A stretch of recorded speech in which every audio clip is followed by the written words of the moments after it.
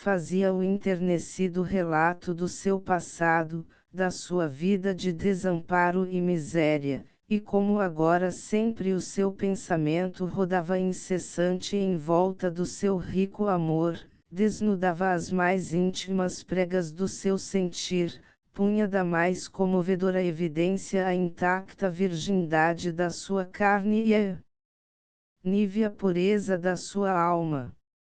Ao cabo, no regresso, quando dentro do alto os dois outra vez, ele cingiu-lhe a cintura, puxou-a a si, beijou-a sofregamente, e ela abandonava-se, poisando-lhe em delíquio a cabeça contra o peito, encolhidita, humilde, gozando o prazer inefável de sentir-se pequena junto ao homem que adorava.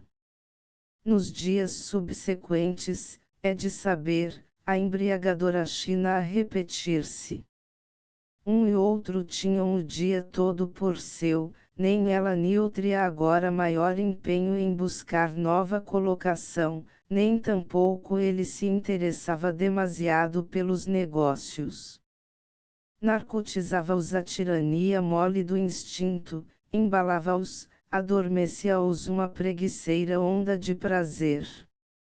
E assim, numa despótica e mútua sedução, dias pós dias, foram indominavelmente consumindo o tempo e pelo seu amoroso exclusivismo enchendo as horas, num delicioso deambular de acaso, alheios ao mundo, perdidos pelas tascas dos bairros suburbanos, delidos nas orvalhadas sombras do Tigre, extraviados na quietude vaga e balsâmica do campo.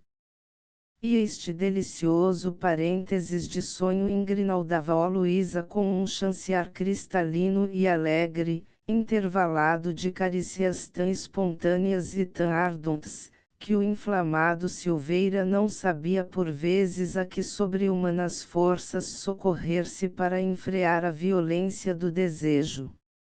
Eram as consabidas estampas de uma capitulação moral, gostosa, inevitável, em que a alucinada criança ia deixando a pedaços o pudor essa epiderme da alma como antes, pelo campo, a fímbria da rústica saia esgarçada nas balsas dos caminhos. Debalde prudencialmente o azeredo, já ao tempo conhecedor da situação, buscava conter e dissuadir o amigo. Fazia-lhe ver, desse resvalo inobre em que se obstinava, as responsabilidades, os cantras, os alçapões, os tédios, porventura os perigos que precisão tinha ele. Com tanta mulher porém em outras condições, e mais educadas, mais lindas, melhores, seguramente, a nada porém cede à libidinosa querença do Silveira. Se ele a princípio hesitara, agora, mercê da garra mansa do convívio, o domínio, o gozo, a plena posse de Luísa tornara-se para ele uma ideia obsidiante. Pressentia-lhe o aroma e o sabor dos frutos silvestres. Como um cacho ruivo de medronhos, embebedava-o o apetite acirrante demais esta aventura, tanto na sua tradição como do seu agrado. Por fim, logicamente, amaram-se na cumplicidade mercenária de uma casa amueblada. E logo nessa noite o Silveira, quando a sós, no hotel, com a reflexiva calma do seu leito, sentiu correr-lhe a espinha um frio de vaga e presaga angústia. Inexplicavelmente, e uma vez dissipado agora, com a posse, o encanto, o devassado mistério dessa criatura confiada e simples, uma sorte de áspero cuidado espancava-lhe o sono, remordia-o um amargo e apiedado sentimento, para ele desconhecido. Tinha supersticiosas apreensões e vinha-lhe uma tristeza. Quereria retrogradar, increpava-se, arrependia-se. No desfecho tão plausível e tão humano desse vulgar lance de amor, a sua consciência em alarme futurava qualquer coisa encaminhada a fazer sangrar a sua alma e a pesar no seu destino.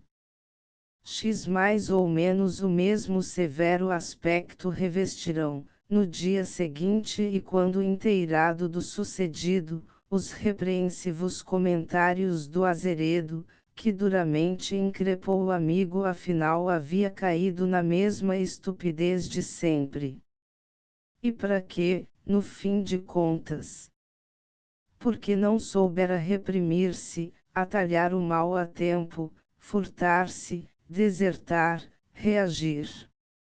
E que tivesse vergonha. Pois aquela premeditada violência era sempre no fundo uma ação indigna. Depois, com uma doçura amável a cantar-lhe na expressão, sensatamente ponderava, sim, porque essa pobre rapariga agora não te larga, tens que ampará-la no novo caminho que lhe fizeste. Pendura-se-te da vontade, enrosca-se-te ao desejo. E é bem feito. E vai tu, com o teu bom gênio, com esse feitio brando e sensualão, deixaste gradualmente prender, apiedaste, habituaste, candicendos, e acabarás por descer a essa equívoca situação tendo agrado de todo o bom português, a mancebia. Não é mulher PR a mim, PR os homens fracos e lascivos como tu. Todas as mulheres estão à altura e num gesto nobre e viril, sacudindo os ombros porque não fezes como eu. Tentações dessas prefiro que venham adonde a mim. Fica-se sempre bem. Foi o meu caso com a chilena. O verdadeiro prazer deve ter asas, ser leve como uma pena e fácil como os frutos maduros. Até por uma questão de egoísmo. Pois tu não vês. Que diabo! Perante a epicúrea gula dos nossos sentidos, o convidativo saber da mulher feita vale mais que o espanto sem sabor da virgindade. Confundido e vexado, o Silveira concedia que sim, o seu amigo tinha razão. São destas coisas que acontecem.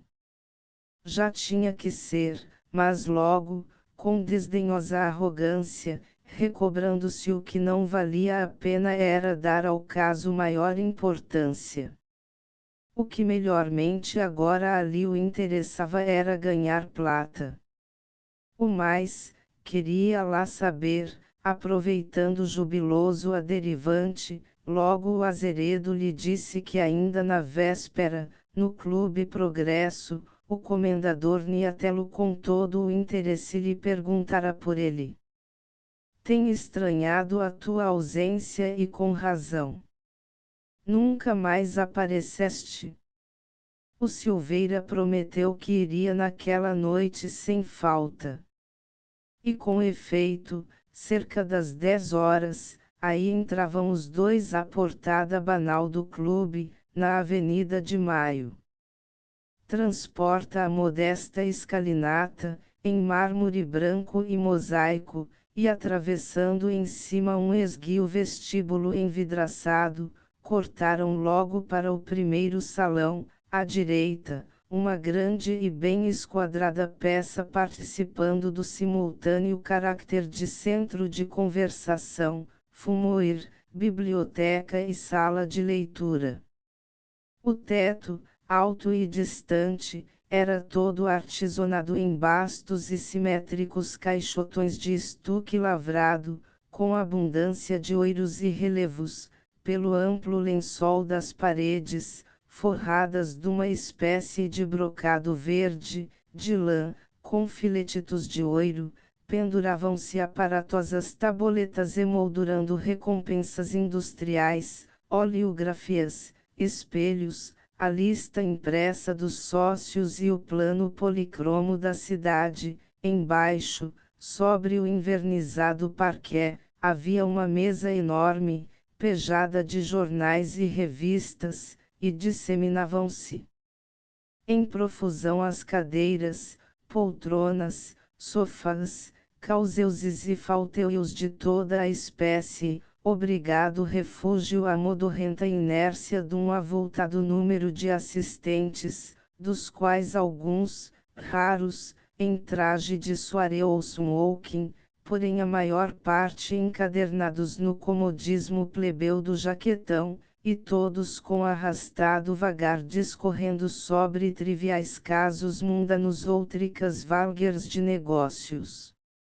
Junto a uma janela abancava, com 3 sócios mais, o comendador Niatelo, um quinquagenário reforçado e grande, de queixo querençoso, de olhos ladinos, saltando com dominador relevo da abaçanada flacidez da larga face curtida e negrusca, inteiramente escanhoada.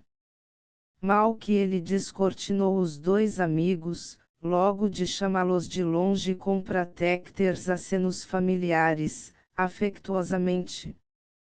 E a sua aproximação ergueu-se e adiantou-se a acolhê-los, numa solícita cortesia, convidando-os logo a tomar assento e apresentando-os sorridente aos 3 companheiros todos velhos.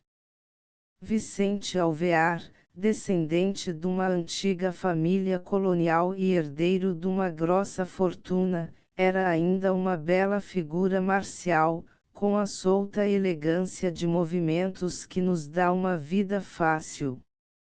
Recém-chegara da Europa, dizia as coisas mais triviais com solene entono, tinha um certo aplomb fidalgo, e o seu rosto liso, afável e atraente iluminava-se da espelhada abundância e frescura do bigode e cabelo, totalmente brancos.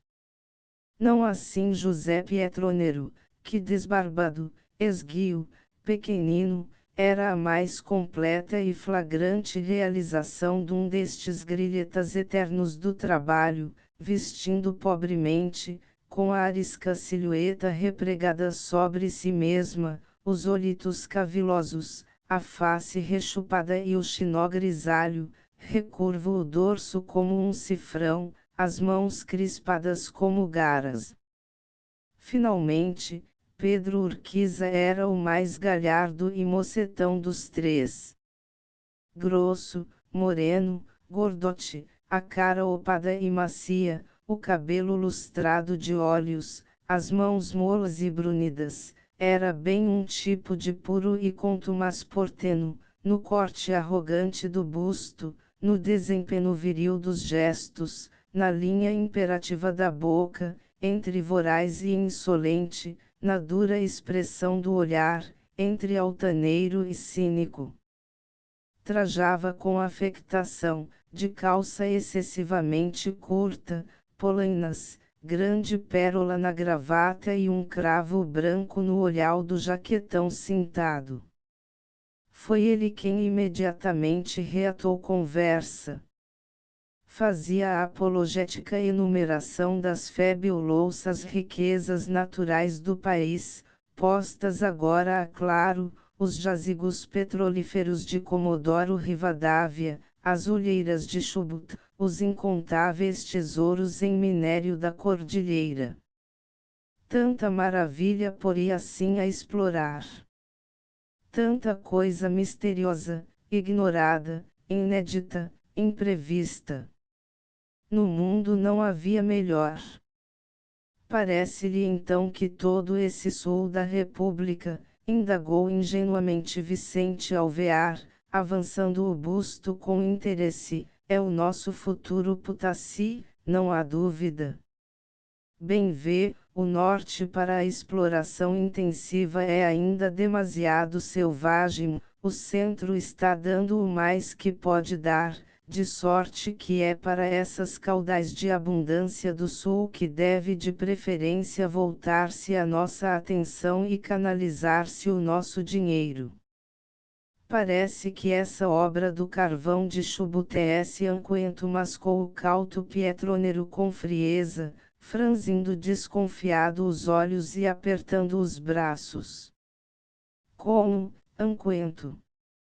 Sim, eu li algures a opinião do engenheiro Rivoretto, um informe oficial, que diz que são jazigos demasiado recentes.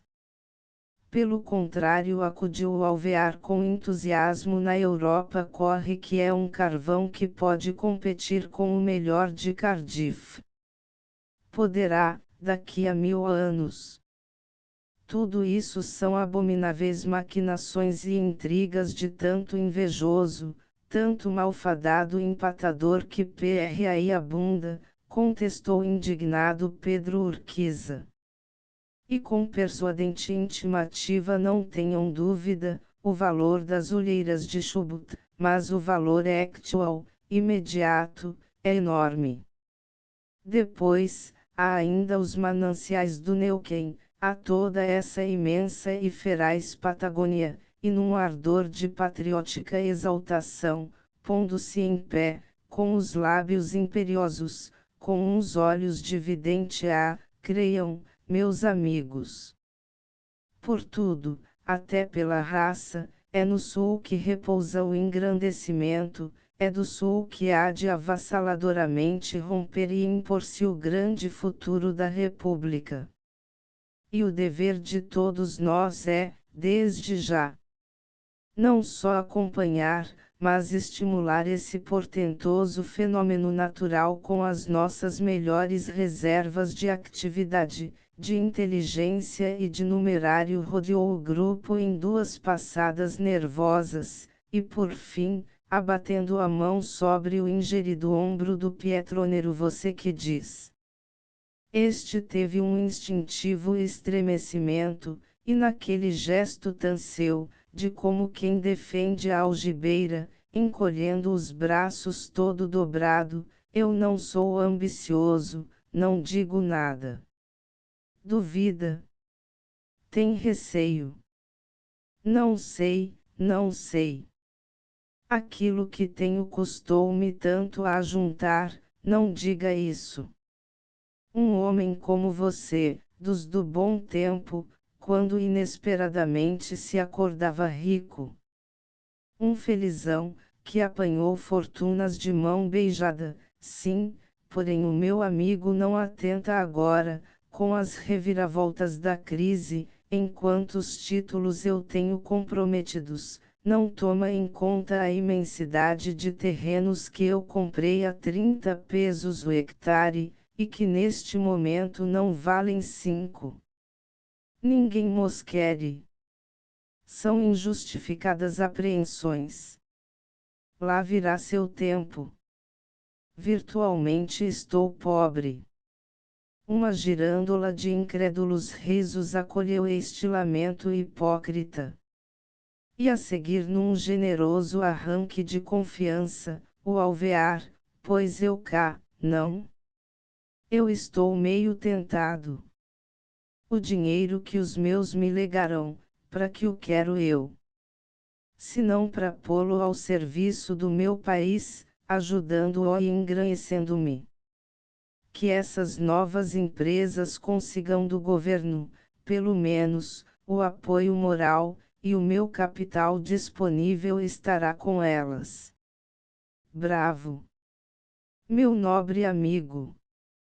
Muito bem, exclamou com festiva arrogância o grosso Urquiza, dobrado com esforço, sobre a espalda do amigo. E logo para o Silveira, que, sentado ao lado, seguia num vago deslumbramento o giro tintinabulante do diálogo: e que diz a isto o nosso simpático estrangeiro? Aqui interveio o ladino comendador, até então silencioso, e que com dulcerosa expressão, envolvendo para tectar o Silveira na chispa traficante do olhar, astutamente: o meu joven amigo não precisa aventurar-se tão longe para fazer fortuna. Tem um pouco mais perto, já sabe, os meus terrenos da província de Córdoba. Não é verdade? Maquinalmente, O Silveira sorriu, enquanto o Azeredo franzia a testa com desgosto. O negrusco aliciador continuava: pode ali fazer uma rica exploração agrícola em larga escala. É o mais simples e o mais seguro. Eu gosto muito do campo. Aí tem. Que melhor oportunidade que a que eu lhe ofereço agora. E olhe que poucos lotes me restam já. Um terreno privilegiado, não imagina. Ainda não viu a exposição dos produtos dessa minha terra, aqui em Florida. Faz o assombro de toda a gente. Vá ver, vá, e eu tenho a antecipada certeza que de lá o meu amigo correrá ao meu escritório. Haveria lugar para tudo, magnânimo Urquiza aventurou. Nada. Nada. Que esperança. Creia, amigo Silveira, nenhum negócio como este meu. Garanto-lhe que, em 2 anos, tem o valor do seu capital quintuplicado. Quer ir ver? É, dizendo, o acobreado Niatelo sacava de uma pasta e desdobrava aparatosamente sobre a mesa uma grande planta policroma, enquanto de roda os 3 velhos cambiavam entre si um imperceptível olhar escarninho, e o Azeredo impaciente beliscava o braço ao Silveira. Bem, vou ao meu assalto de florete, anunciou, num seco gesto de despedida, o Urquiza. E para o Silveira, com especial predileção, tive imenso prazer em conhecê-lo, pode crer. Caille Lavelle, 1391, inteiramente ao seu dispor. E fora disso, pelas tardes, encontra-me sempre invariavelmente fazendo a Caille Florida, no Jockey Club ou aí pela Livraria Mendisky, pelo Victumb, à porta do La Cloche ou no Rumpelmeyer. Seguiu, breve e altaneiro, para o interior da casa, tomando-lhe o exemplo, há poucos minutos passados, Vicente Alvear e o Pietronero, que deixaram o comendador a desdobrar à vontade a sua estratégia de sedução perante os 2 portugueses. Assentou ele em pé sua negra mão convincente sobre uma larga folha de papel tela, onde tentadoramente se estrelava uma grande mancha trapezoidal, escaqueada por um labirinto de pequeninos retângulos, brancos, amarelos, azuis e verdes, que uma floresta de traços negros definia, e carimbados a algarismos vermelhos. A toalha esfíngica da fortuna. Isto aqui é o melhor que pode haver, notem os Zezares bem. Província de Córdoba, Departamento de Olumba. 12 horas de ferro-carril, é um passeio. O lote que eu lhe ofereço é este, o N graus 13, um número de sorte, um verdadeiro regalo. Veja, são cerca de 8.000 hectares, terrenos absolutamente virgens, a 2 passos da linha férrea, abundantes carreteiras, e em condições topográficas excepcionalmente favoráveis, entre a montanha e o rio. Há de ser caro, que, caro. Objectou com a mais teatral isenção o comendador. O meu amigo não me conhece.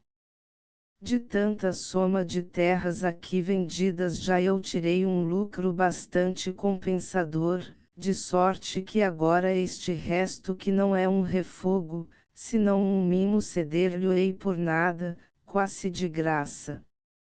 E como é que tanta preciosidade arriscou com impertinência o Azeredo, se conservou até agora assim baldia, estéril, ignorada, inútil?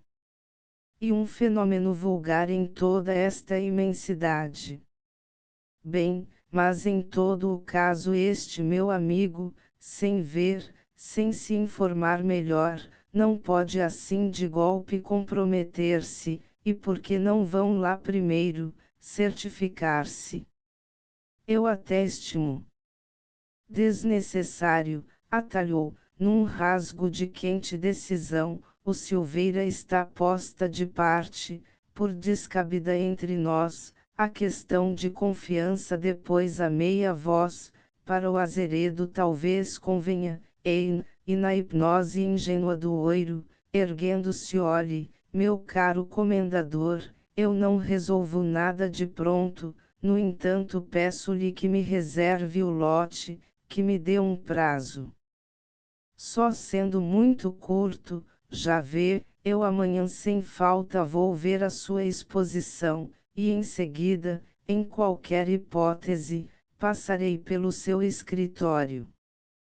E com um efusivo aperto de mão despediu-se e afastou-se, com o Azeredo, enquanto o comendador dobrava e guardava, num jubiloso vagar, o seu trapaceiro Dacier, com a segurança ardilosa do triunfo a bailar-lhe no olhar astuto. Não muitos metros andados na direção dos bilhares, chamou a atenção dos dois amigos, quase travando-lhes o passo, um grupo atônito e compacto que em estática suspensão escutava o verbo suasivo e ardente de um invisível charlatão, sob o domínio empolgante da sua embaidora parlenda desdobrando cifras e barafustando enganos. É um assunto que eu pensei maduramente, meus senhores, pregoava ele na sua ardorosa invocação, convictamente é uma grande empresa, um negócio estupendo. Cá de fora e de longe, o Silveira não podia distinguir a figura do industrioso perorador, mas pareceu-lhe reconhecer aquela voz sacudida e vibrante, de timbre metálico, saltando no silêncio expectante de em torno como um jorro de moedas batidas sobre o balcão. Ergueu-se então em bicos de pés, e, com efeito, era o seu abortivo Ramon Alvarez quem com tão compenetrada fúria encarecia as maravilhas de algum inédito elixir da sua lavra. E que de repente, ao vê-lo, ó, meu caro Silveira! Que feliz, que providencial acaso! Quanto estimo! Passei, venha ouvir. Como chega a propósito. E tão pronto fez praça ao amigo, logo ele, para não perder o calor sugestivo do momento, rompeu clamoroso outra vez, tratasse nem mais nem menos que da construção de um grande, um alado, um colossal e gigantesco para-sol sobre toda a Praça de Maio. Os pareseados rostos dos circunstantes fulguraram num rasgo de admiração alarve. E ele, impudente, imperturbável, os senhores compreendem bem a minha ideia, o meu fim essencial, oferecer um pouco de comodidade ao grosso público, furtar às inclemências do calor e ao rigor das intempéries toda a imensa aluvião humana que de sol a sol febrilmente circula e se agita nessa túmida horta da cidade. Mas de passo eu quero reunir ao útil o agradável, quero adornar de atractivos, rodear de fartas e lindas diversões, essa benéfica estância de repouso. Será um ponto de reunião forçado, uma obrigada estação de prazer, chique, estética, elegante. Haverá por exemplo ali assim, logo embaixo, toda a sorte de tiendas, restaurantes, bazaars, garagens de automóveis, que sei eu. Depois, em cima, envolvendo o grande suporte central, e suspenso, teremos um vasto salão de concertos, dos extremos de cada vareta, ao largo de toda essa periferia, eu farei igualmente suspender quantidade de teatrinhos, cinemas, bars, estufas, e por fim, no afusado remate do vértice, rendado e fino como uma agulha de catedral, erguer-se a um lindo belvedere e flutuar a um balão cativo. Encantador, grandioso, realmente. É uma ideia bem americana.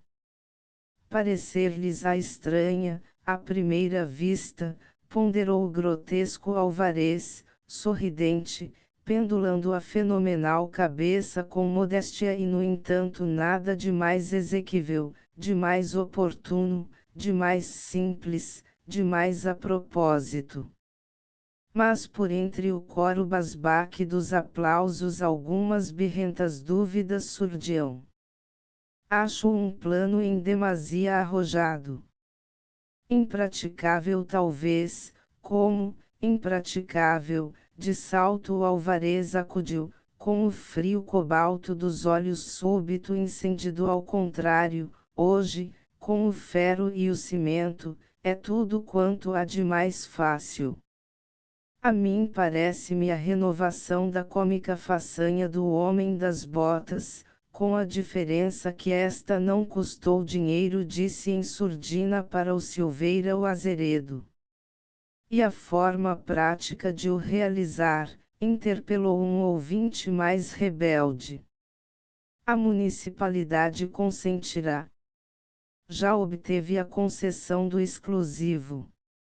Ainda não, porém tenho a promessa formal do edecã da presidência. Um crédulo cabeceamento de aplauso acolheu esta animadora notícia. O lucro vai ser imediato, enorme, colossal, tornou dogmático o Alvarez, e após uma ardilosa pausa, abrindo familiar os braços, singelamente agora o que há, é que estas coisas, sem dinheiro, sem muito capital.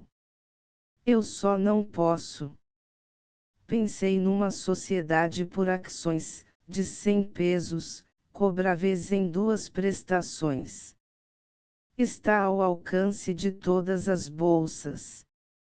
Uma coisa de nada. Aqueles dos Zezares que me queiram acompanhar.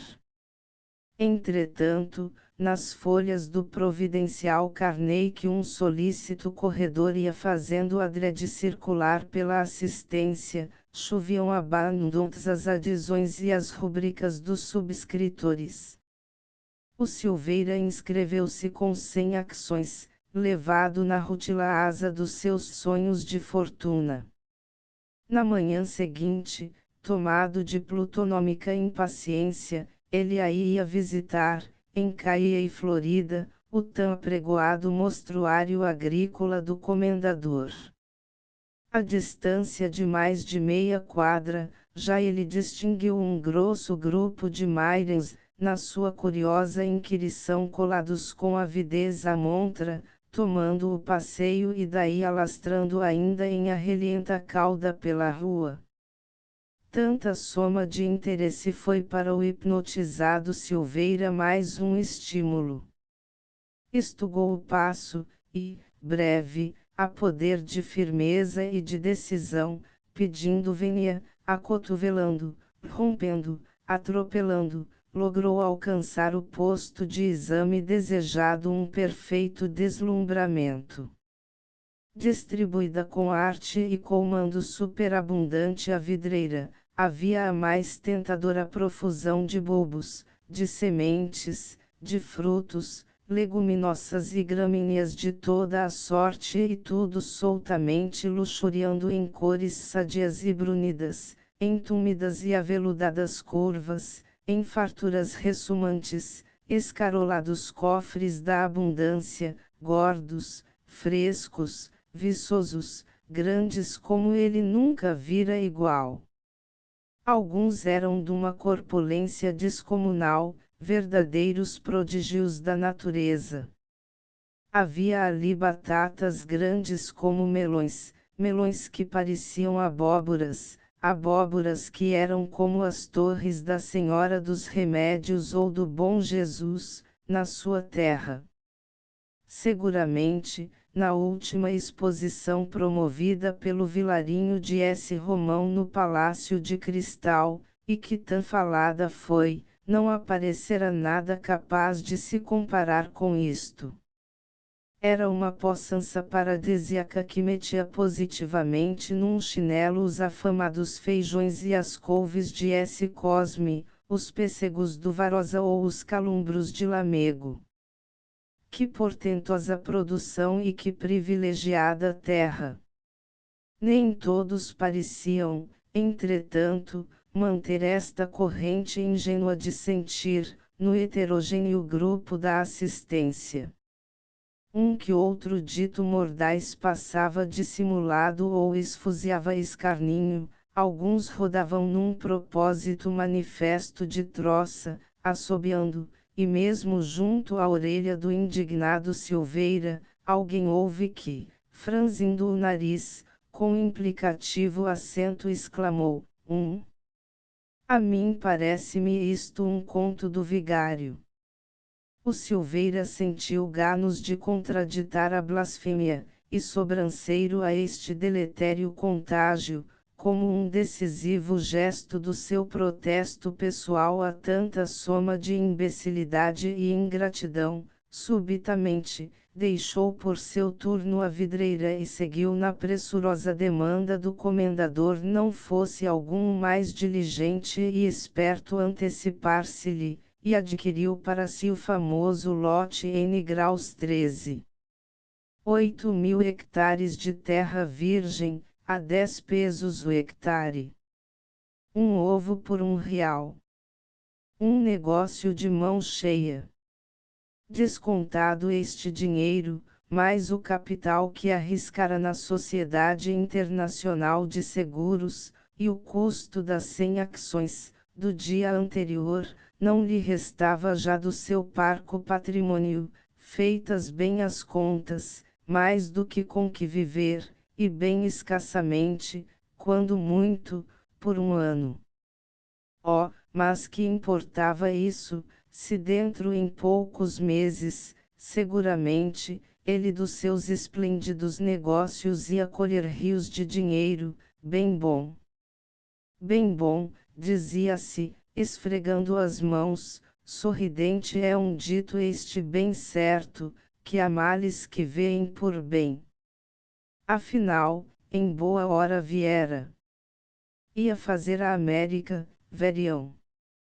Ainda havia de mandar depois as broas ao Afonso Costa. E que esmagadora lição ele infligia a Lorita. Arrastado na falaz miragem deste sonho magnificente, toda a tarde o Silveira levou, desocupado e frívolo, em prazenteiros flertes pela cidade. Começara o delicioso mês de maio, o opulento batedor da season, arrepiado dos primeiros frios e com as suas plácidas manhãs envoltas vagamente, como por uma peliça cara, nas peroladas franjas da neblina.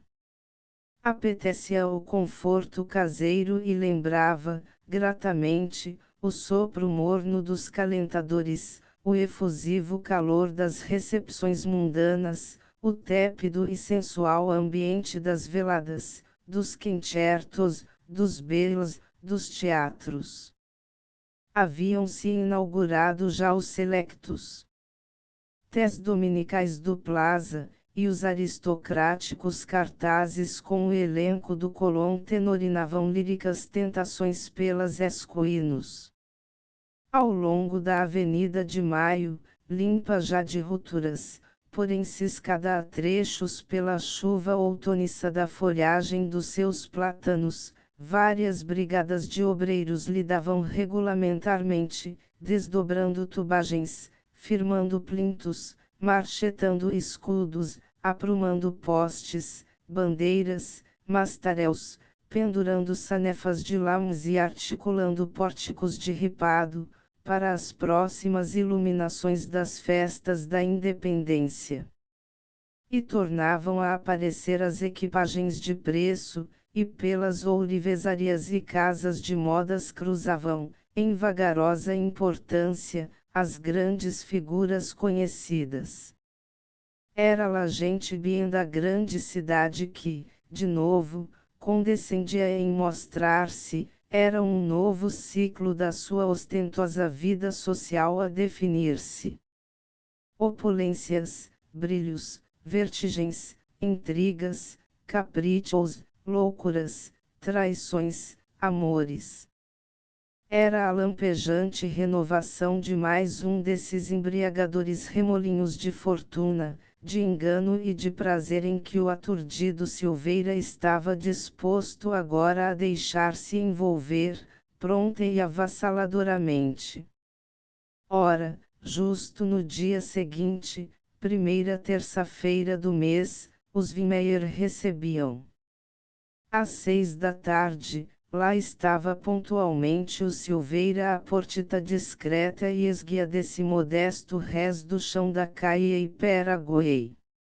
Desta vez a criada, sem hesitar, abriu logo o batente da porta envidraçada, dando afável o passo ao visitante, que se encontrou num escuro e enfadonho hall, de teto envidraçado, onde ele poisou o chapéu e a bengala, passando logo, à esquerda, ao salãozinho da frente, que dava para a rua.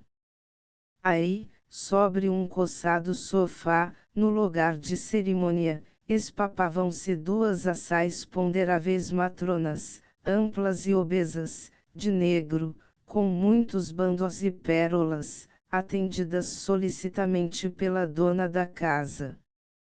E não havia mais senão, um pouco à parte, junto ao piano fechado prudencialmente, duas raparigas vestidas de claro, ambas de um corte igual, em pé e com o exíguo ventre em abandono à frente, os ombros ladeiros cuja frívola atenção Irene e Dolores buscavam maquinalmente prender, mostrando-lhes num convencional agrado um jornal de modas, que as duas delâmbidas olhavam como por demais, de pálpebras frouxas, o longo narizito afilando enjoado no rosto impertinente.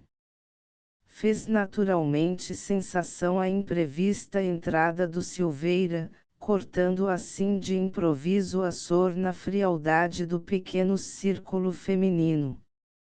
De Catalina festejou-a muito, dando-lhe com marcada alegria as boas-vindas, e logo, com o seu ar repousado e lânguido de sempre, apresentando-o às duas bizarras amigas.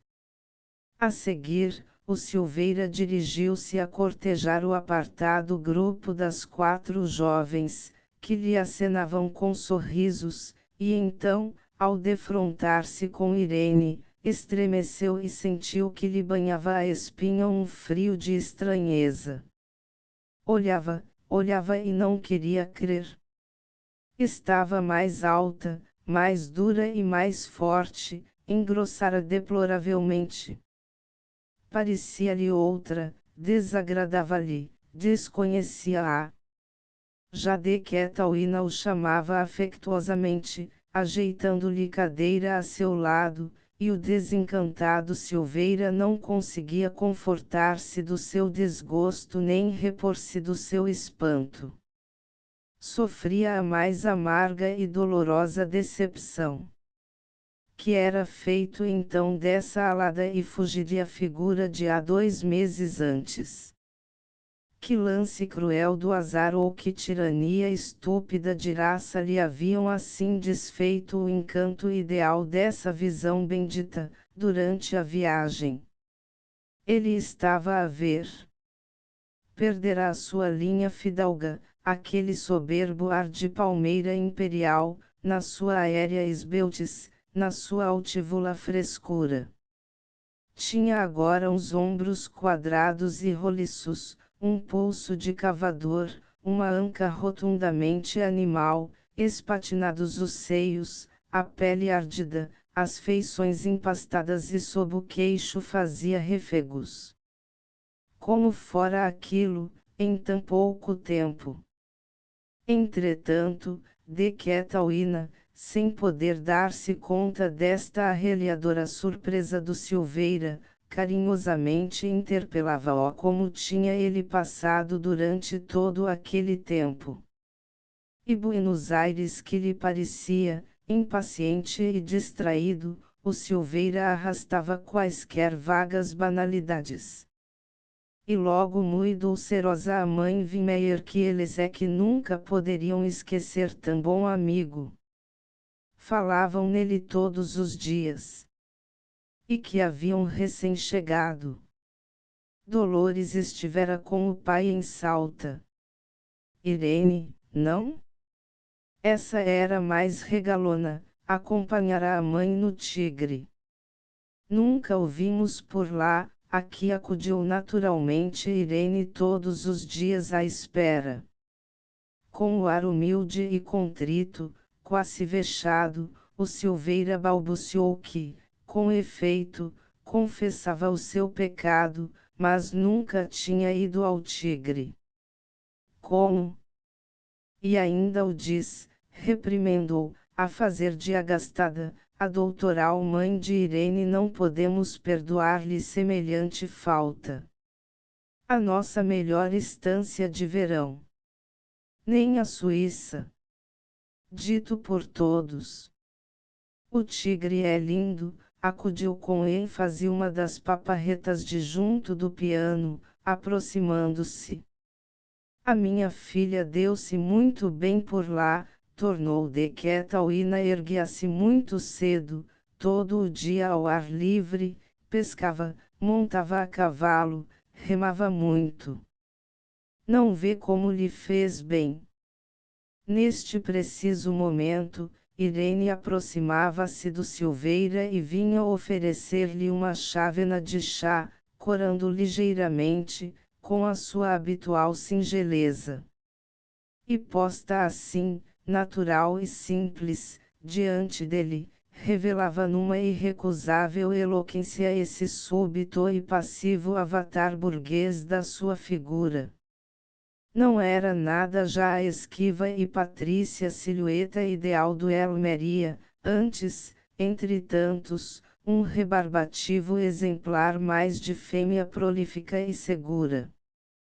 Tomando enguiçado da bandejita a chávena, o Silveira não podia no íntimo perdoar-lhe. Os seus olhos agora repeliam-na, o seu coração repudiava-a perdera para ele todo o interesse. Sentia-se roubado.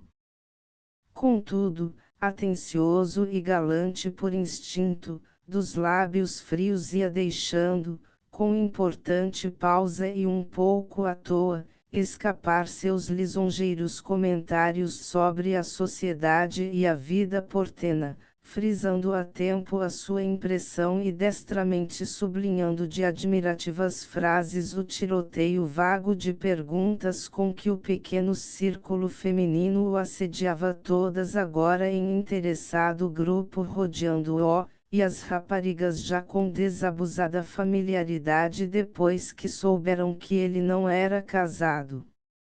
Foi quando o pai Wimmeyer entrou, e ao divisar o Silveira, os seus olhitos claros chisparam num guloso raio de alegria. Vinha invariavelmente todo de negro, e sempre rosado, gordote, apesar de bastante mais avelhentado. E logo, com o seu ar didático e afável, adiantando-se, ó, o nosso bom e simpático português por cá. Finalmente. Já me tardava. Quanto gosto eu tenho! O Silveira teve um mudo calafrio de terror, e, num aberto desvanecimento, de Catalina para o marido, diz que gosta imenso de Buenos Aires. Promete radicar-se na Argentina, acrescentou Irene. E dogmaticamente o doutor Justus, é o que deve fazer. Em estando mais vinculado aqui, verá como se sente bem. A Argentina é um país cativante, remunerador. Tem o meu exemplo. E então que pode encontrar por aí uma linda noiva, lisonjeira, interveio uma das arcaicas bisarmas do sofá, em pancaditas suaves de regalo sobre o ventre. Encontra com certeza, a mãe Wimmeyer sublinhou, num risinho inteligente. E em todo o caso tornou com dulcerosa intimativa o doutor Justus as nossas prometidas lições que não esqueçam. Quando Vossa Excelência quiser, balbuciou o Silveira com esforço, ante a estopante ameaça empalidecendo. Não creia que a ideia inicial seja minha. Não? Tem até graça, sugeriu-me a um velho compatriota seu, filho da Índia, o Dr. Gomes, que eu em Lisboa conheci casualmente. Que homem talentoso, raro, profundo, subtil.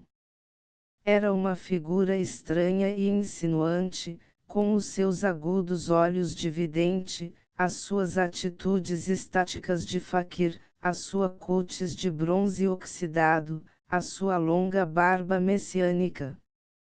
Habitávamos a mesma pensão, e aí sobre coisas da alma e do espírito nós caturrávamos longamente. E vai ele então, que era um tuberculoso irremissível, ao morrer legou-me um precioso manuscrito garatujado de números, fórmulas, símbolos e chavetas complicadas, que era a embrionária gênese do seu plano. Uma teoria genial. Tenho que pô-la a claro. Pois sim, atalhou benevolente a mãe Wimmeyer, porém, deves compreender que o Ezar Silveira terá coisas mais agradáveis que o interessem.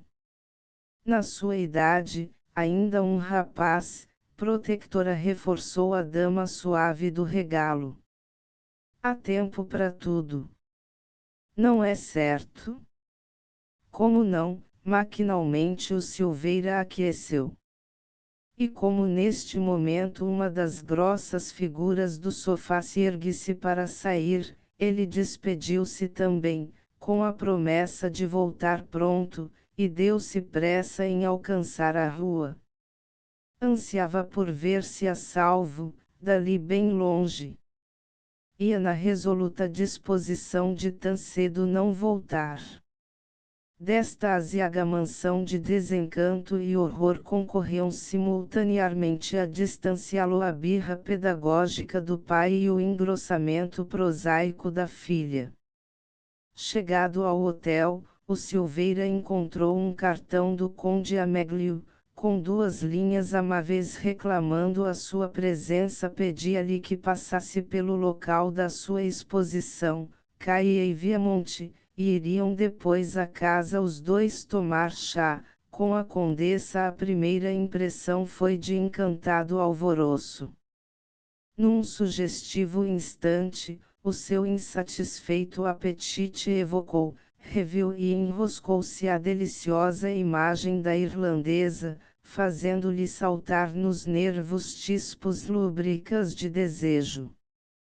Porém, ao mesmo tempo quase, chamavam-no ao telefone. Era Jorge Saavedra que lhe anunciava o regresso, dele e da família, do campo, rogando-lhe por igual que aparecesse, se, antes, ele mesmo não fosse visitá-lo finalmente. Ainda bem, nova e mais deliciosa impressão lhe fez correr, pelos sentidos em alarme, a grata e inesperada notícia sim.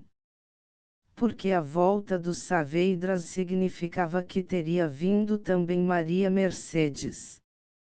E ele morria por tornar a vê-la, a esta de preferência a tudo o mais. Era um vivo e complicado demônio que, pela forma mais adoravelmente despótica, se lhe instalara na vontade e lhe monopolizara a existência. Pois ele poderia lá viver sem ela, ali, próximos e familiares os dois dentro da mesma cidade, sob o mesmo azul carinhoso, no mesmo ambiente perturbador, ao mesmo contacto amigo.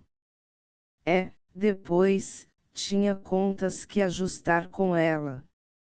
Havia uma deprimente situação que liquidar entre os seus brios varones e essa criatura enigmática e divina.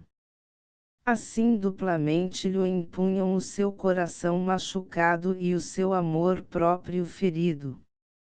Na tarde seguinte, querendo iniciar a sua galante digressão pelo mais fácil, tomou o Silveirão alto e rodou para Viamonte, onde entrou num pequenino salão térreo, decorado com ricos móveis renascença, pelas paredes verdoingas um profuso mostruário de telas de preço, porém de gente deploravelmente vazio.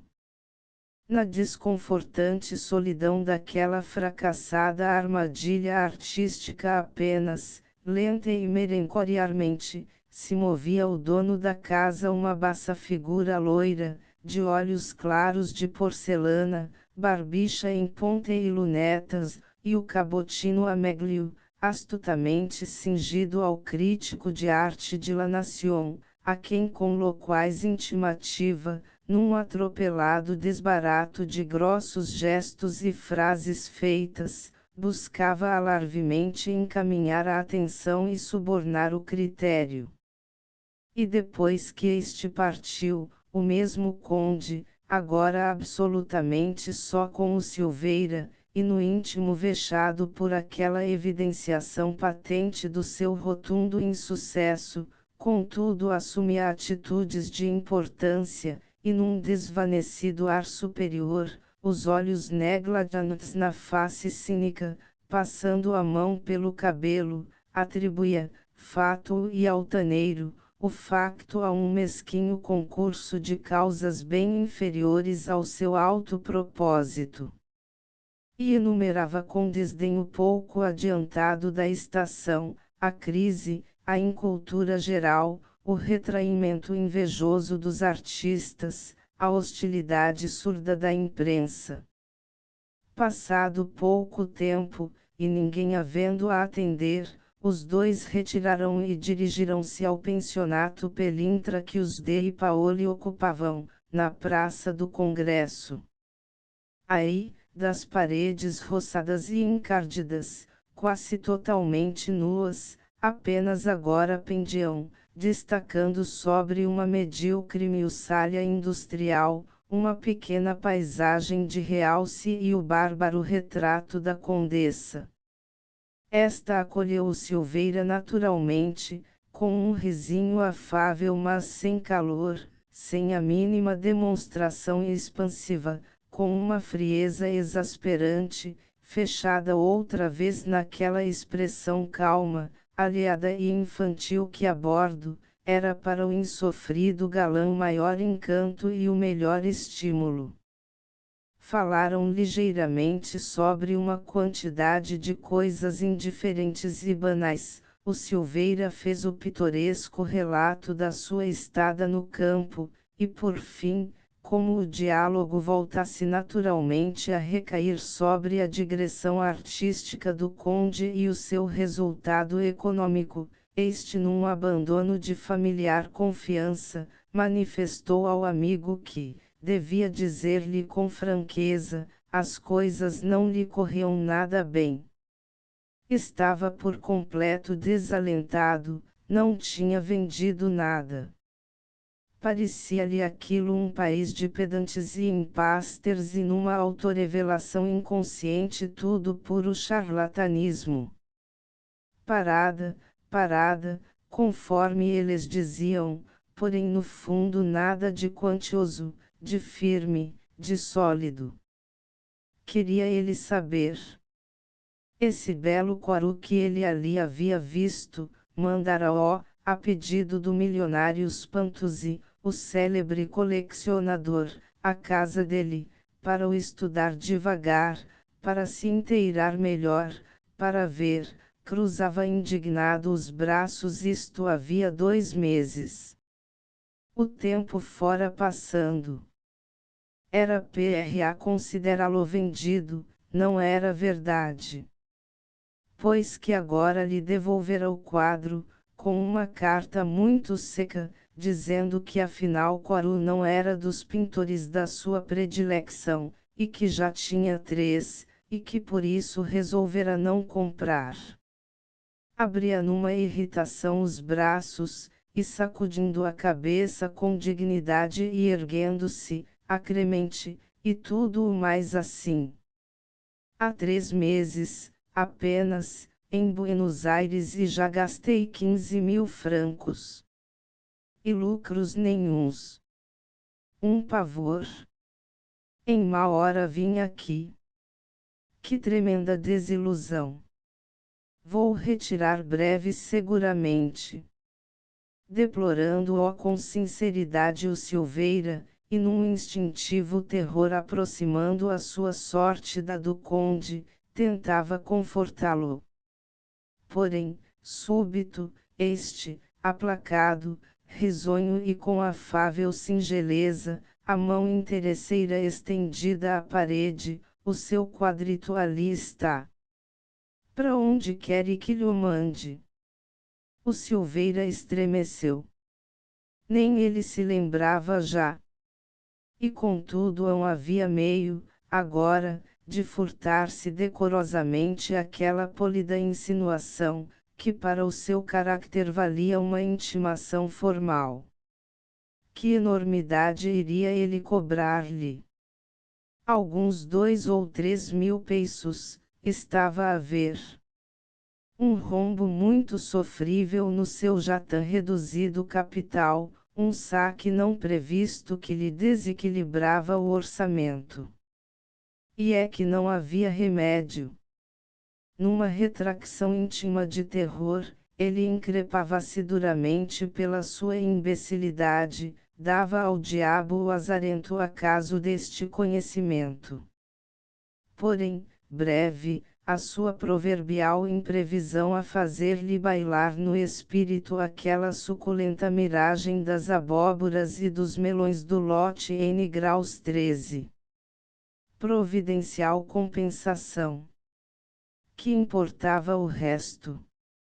Ele poderia bem, já agora, ajudar este pobre diabo e burlar-se da condessa, que a sua brilhante e áurea desforra estava certa, depois. Questão de tempo, deixar correr. E com marcada sobranceria, ao despedir-se, recomendou então ao conde, sem discutir o preço, que lhe mandasse o quadrito ao hotel, com a conta, no dia seguinte. Queria ainda naquela tarde encontrar-se com Jorge. Baldado empenho porém, pelo momento, pois que, tendo chegado ao hotel e telefonado sucessivamente para a casa dele, para o Cerque Low de Armas, para o Jockey Club e para o Plaza, de parte nenhuma lhe davam notícia dele nem sabiam dizer-lhe onde porventura se poderia encontrar. Estaria aí talvez na seção Vermouth de algum teatro barato. Mas qual? Fossem lá saber, ficaria o encontro então para a noite, sobre o jantar. Disposto pacientemente a esperar, o Silveira correu à coluna de anúncios dos espetáculos, na prensa e viu que naquela noite havia no Palace Theatre uma função em benefício de La Caridade Total de Obreiras, pia instituição patrocinada pelas damas da primeira sociedade. Lá estaria certo o rapaz. E possivelmente Maria Mercedes.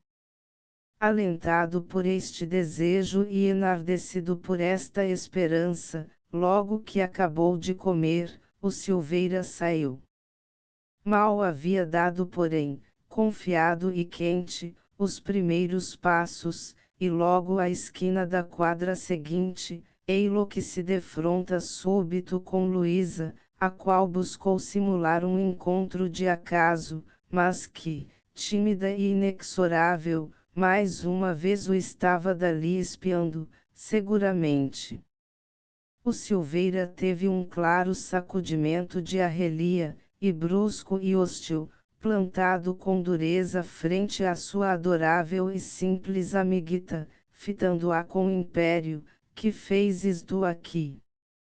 Que quer isto dizer? E como a atônita rapariga se mantivesse muda, numa compungida atitude de assombro, os olhos baixos, a fria prega dos lábios trânsida de amargura, ele na mesma clara dureza tomou: não são horas e mais que horas de recolheres a casa. Como vais agora entrar? Luísa ergueu para o seu áspero censor os grandes olhos, repassados de piedade, e após uns segundos de embaraço, naturalmente, eu cambiei de domicílio. O quê? Deixaste essa boa casa de Tucumã?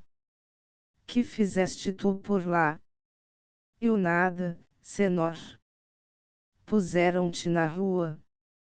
Ao golpe achincalhante da interpelação, a pobre Luísa fez-se branca, torceu-se numa contorção aflitiva, e logo, reagindo, a protestar com suavidade, as mãos trêmulas em magoada cruz sobre o peito: nada te nem que reprochar-me ele, se lo juro. Ao contrário, las buenas madres harán bien amigas e maies. Nesse caso, então. Nova pausa, de eloquente silêncio agora, e logo ela, corando, a segredar docemente: é esse que eu não podia pasarei se ai todas las noites, sem ver-lo. Com efeito, exclamou o Silveira, numa fatuidade sorridente. La culpa é esse toda sua, Yahvé. Insensível porém o Silveira à voluntária e total abdicação desta alma, de sorte que te encontras agora aqui assim à tuna, sem uma ocupação, sem família, sem casa nem abrigo. Eu não lhe pido nada. Pois, meu rico amor, se vinhas com a ideia de entreter a noite comigo, perdeste o teu tempo. E como a desconfortada rapariga o envolvesse numa fundente expressão de carinho e ensaiasse um tímido gesto suplicante: não. Não? Vou com pressa. Tenho um compromisso. Palavra. Que compromisso maior que é o nuestro? És tola. E no mesmo instante o Silveira, duro sempre e insensível, jogado ao ímpeto do seu cobarde egoísmo, voltou costas e seguiu caminho, deixando a sua amantezita infeliz pregada e fria como uma estátua, os lábios lívidos, tolhida de dor e de vergonha, imobilizada de pasmo e de tristeza. Cortando logo para Corrientes, o arreliado Silveira caminhava rápido e, a intervalos, voltava-se, a inquirir se porventura, e a despeito da sua formal negativa, ele não seria seguido. Enfastiou-o de veras o episódio. Incendeu-o num furor pueril, que lhe punha asas nos pés. A insistência piegas da rapariga, tão longe ele estava agora de semelhante coisa.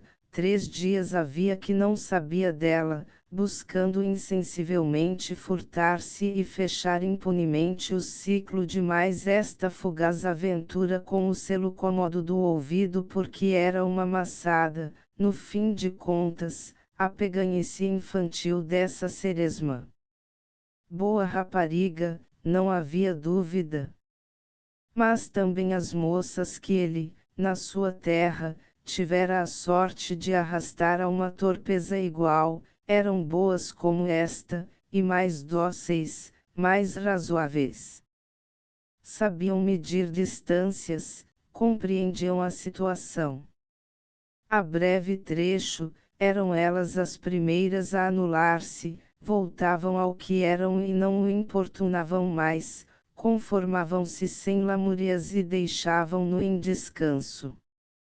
Ao passo que agora esta carraça, em má hora lhe tinha acudido, e a biltraria recôndita do seu ânimo fortalecia-se.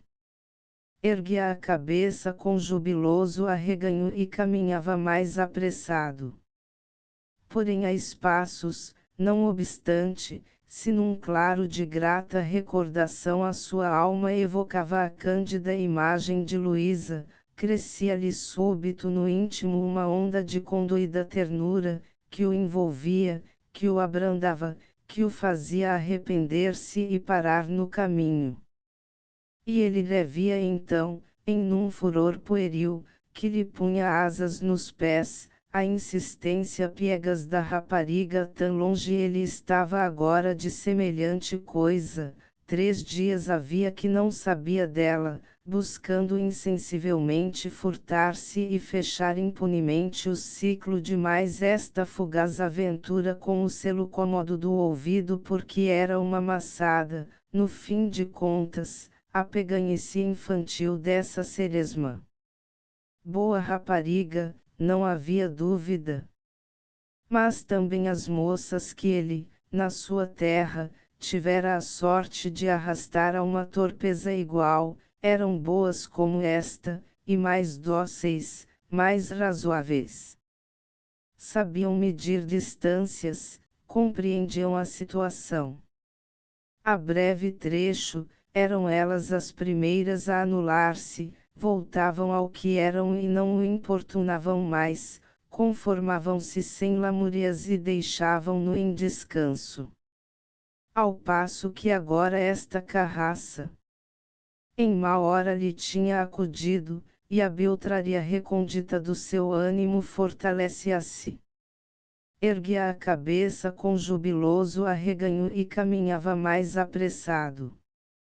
Porém a espaços, não obstante, se num claro de grata recordação a sua alma evocava a cândida imagem de Luísa, crescia-lhe súbito no íntimo uma onda de condoída ternura, que o envolvia, que o abrandava, que o fazia arrepender-se e parar no caminho. E ele lhe via então, em todo o seu incondicional abandono, em toda a sua rústica simpleza, essa esplêndida flor do campo, a tinta ardente da sua epiderme, o alçapão de desejos que era a sua boca, o lume de paixão espirrante dos seus olhos cheios de fogo, e pensava talvez que esta sentisse mais e melhor que as outras. Valeria mais que todas. Esta quase palpável evidência perturbava-o. Já perdia a noção exata do rumo que levava. Entrou no vestíbulo do Royal, tomando-o por o Palace Theatre, e por este passou desgarradamente, 1 e 2 vezes, antes de reconhecê-lo. Pesava-lhe na alma essa obsidiante luta interior entre o apiedado alarme da sua consciência e a farta repulsão do seu desejo. Nota final: Abel Botelho, o artista ilustre que às letras do seu país legou tantas páginas de inspiração e de beleza, não teve tempo de concluir o romance Amor Crioulo, escrito longe da sua terra e da sua gente, mas sempre com a imaginação e os olhos postos na pátria distante. A morte colheu-o de súbito, paralisando para sempre a mão augusta que tão ativamente lhe dou e a lúcida inteligência que nunca se fatigou de combater, durante meio século de esforço permanente e fecundo, para atingir um ideal de perfeição suprema. Analista subtil do coração humano, psicólogo, moralista pelo castigo áspero do sarcasmo, Abel Botelho desceu a profundidades poucas vezes exploradas antes dele, tentando imprimir uma utilidade social à sua arte. A vasta obra que nos deixou e em que a sua alta personalidade se perpetuará, tem de ser tomada como uma lição, mesmo nos seus aspectos de mais cru realismo e na sua mais cruel expressão que fazem dela um flagrante documento da época e do meio em que foi elaborada. Vista em conjunto que é como deve ser julgada pelos espíritos imparciais, há de necessariamente reconhecer-se-lhe um mérito estético e moral. Os derradeiros capítulos que compôs, com tanta ternura e tanto relevo artístico, foram estes do amor crioulo, que os seus editores hoje lançam aos alaridos da publicidade para que nada se perca de tudo quanto o romancista excelso produziu. O livro ficou incompleto. Todas as pacientes buscas encetadas, para se encontrar a parte final, em Lisboa, onde Abel Botelho tinha a sua casa, e em Buenos Aires, onde ele era o representante diplomático do governo da República Portuguesa, foram infrutíferas. A doença inesperada interrompera, certamente, o trabalho do escritor insigne, que a morte não tardaria a eliminar da comédia da existência. A ação do romance estava em pleno desenvolvimento quando o braço do seu autor caiu desfalecido. Adivinha-se, no entanto, o desfecho do amor crioulo pela leitura dos coloridos, nervosos e movimentados episódios em que a sua tessitura se desenha vigorosamente e o conflito sentimental se estabelece. Publicando-o tal como lhes foi entregue, os editores contribuem com novos e valiosos subsídios para o estudo e para a crítica da individualidade de Abel Botelho que, na moderna literatura nacional, se afirmou com nobre superioridade. A escola realista entre nós poucas figuras mais elevadas possui. Abel Botelho era um pintor por vastas massas, dispondo de uma paleta muito rica, um minucioso observador da vida que à sua volta desenrolava maravilhosos cenários e que ele reproduzia com surpreendente fidelidade e um justo conhecimento dos tons e dos valores. Foi, em todo o caso, lamentável que não terminasse este volume póstumo porventura aquele em que pôs mais devotado carinho, mais emoção, mais orgulho de raça, e que, mesmo fragmentado, o denuncia como uma entidade representativa. Nem ao menos pôde corrigir as provas em que os escritores da sua rara estirpe dão sempre os últimos retoques de graça, de harmonia, de equilíbrio e de luz. A elevada honra dessa tarefa foi-me confiada a mim, procurando eu desempenhá-la o melhor que me foi possível e suprindo pela vontade de acertar o que me falta em competência. Qualquer erro que no texto apareça terá, portanto, de me ser imputado, e não ao escritor modelar que tanto dignificou a sua nacionalidade nos luminosos domínios do pensamento e da arte. Porto, 28 de julho de 1919. João Grave. Lista de erros corrigidos. Aqui encontram-se listados todos os erros encontrados e corrigidos. Original correção Jogo da Velha página 9 SNA, sua Jogo da Velha página 43 Comitê.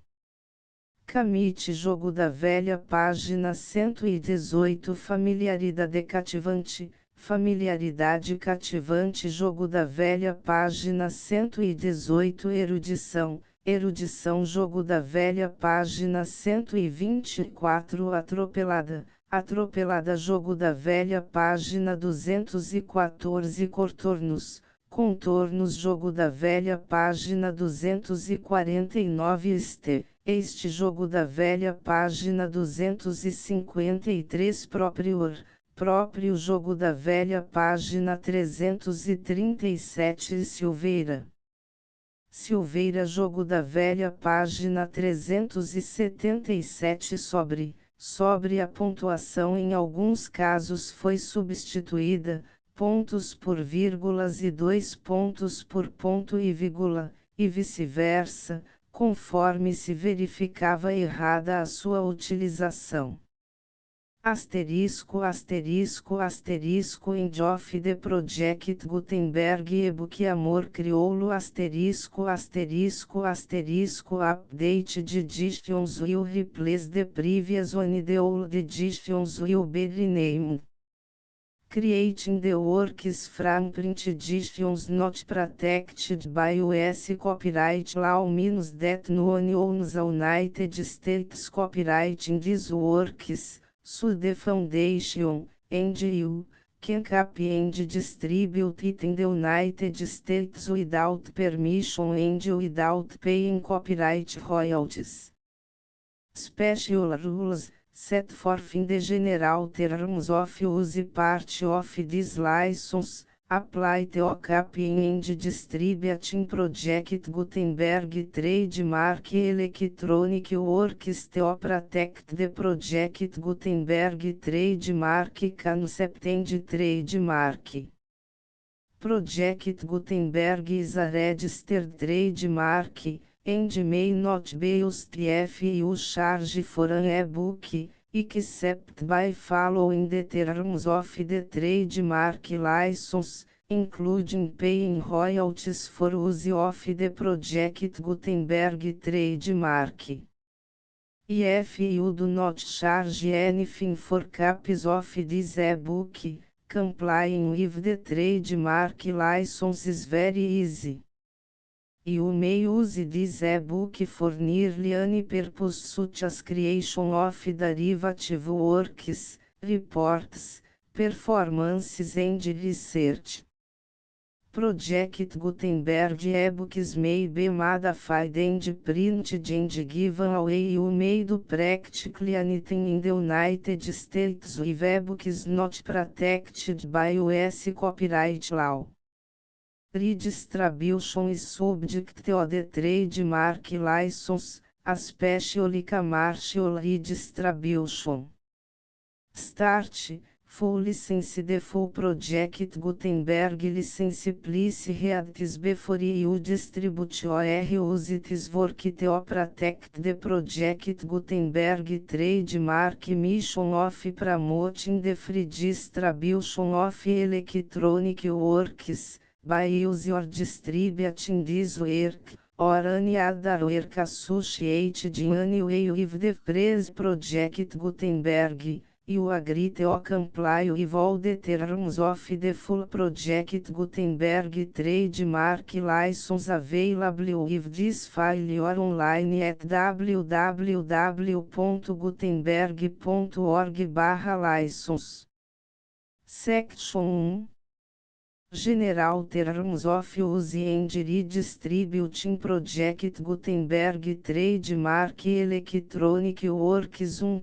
By reading or use any part of this Project Gutenberg Trademark Electronic Work, you indicate that you have read, understand, agree to and accept all the terms of this license and intellectual property, trademark/copyright, agreement.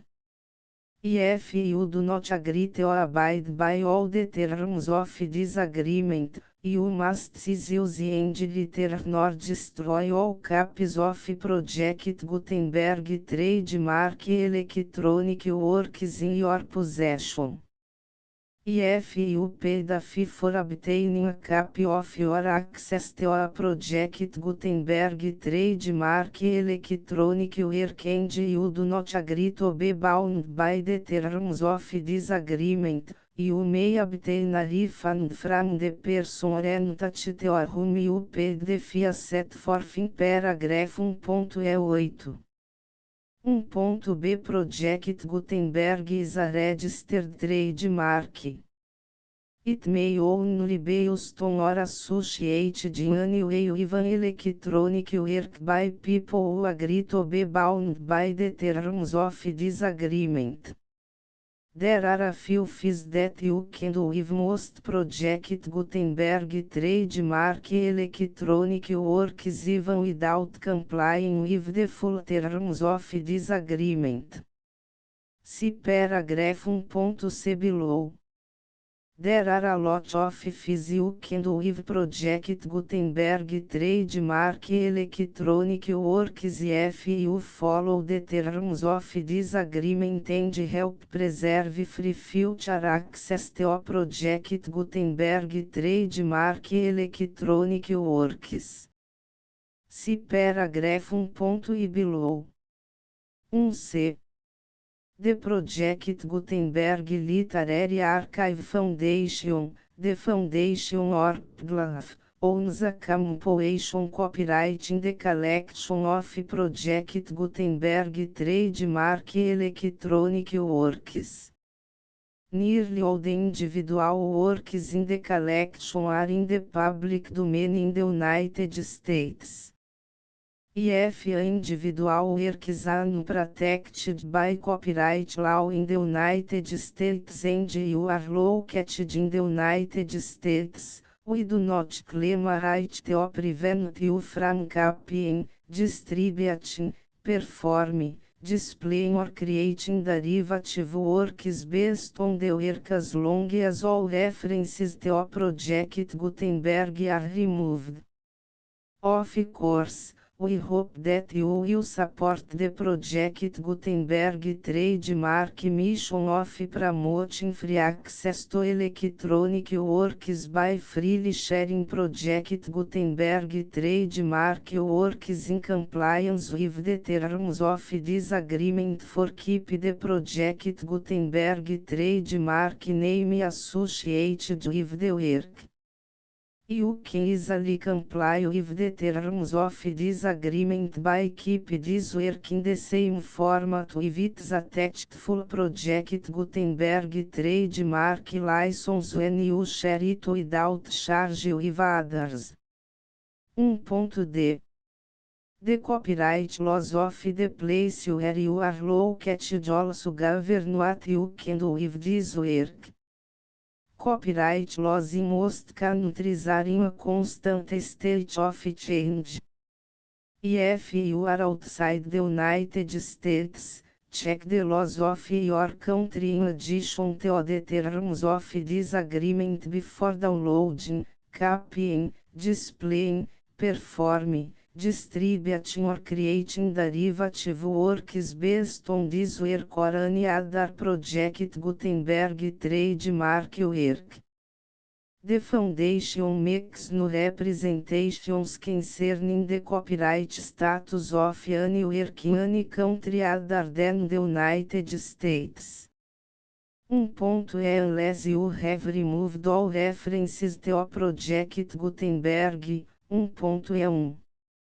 The following sentence, with active links to, or other immediate access to, the full Project Gutenberg trademark license must appear permanently whenever any copy of a Project Gutenberg trademark work, anywhere on which the phrase Project Gutenberg appears, or with which the phrase Project Gutenberg is associated, is accessed, displayed, performed, viewed, copied or distributed. This e-book is for the use of anyone anywhere in the United States and most other parts of the world at no cost and with almost no restrictions whatsoever. You may copy it, give it away or reuse it under the terms of the Project Gutenberg license included with this e-book or online at www.gutenberg.org. If you are not located in the United States, you will have to check the laws of the country where you are located before use this e-book. 1.e2. If individual Project Gutenberg trademark electronic works derived from texts not protected by US copyright law, does not contain a notice indicating that it is posted with permission of the copyright holder. The work can be copied and distributed anywhere in the United States without paying any fees or charges. If you are redistributing or providing access to a work with the phrase Project Gutenberg associated with or appearing on the work, you must comply either with the requirements of paragraphs 1.e1 through 1.e7 or obtain permission for the use of the work and the Project Gutenberg trademark as set forth in paragraphs 1.e8 or 1.e9. 1.e3. If a individual Project Gutenberg trademark electronic work is posted with the permission of the copyright holder, your use and distribution must comply with both paragraphs 1.e1 through 1.e7 and any additional terms imposed by the copyright holder. Additional terms will be linked to the Project Gutenberg trademark license for all works posted with the permission of the copyright holder found at the beginning of this work. 1.e4. Do not record, touch or remove the full Project Gutenberg trademark license terms from this work, or any files containing a part of this work or any other work associated with Project Gutenberg trademark. 1.e5. Do not copy, display, perform, distribute or redistribute this electronic work, or any part of this electronic work, without permanently displaying the sentence set forth in paragraph 1.e1 with active links or immediate access to the full terms of the Project Gutenberg trademark license. 1.e6. You may convert to and distribute this work in any binary, compressed, marked up, non-proprietary or proprietary form, including any word processing or hypertext form. However, if you provide access to or distribute copies of a Project Gutenberg trademark work in a format other than plain vanilla ASCII or other format used in the official version posted on the official Project Gutenberg trademark website, www.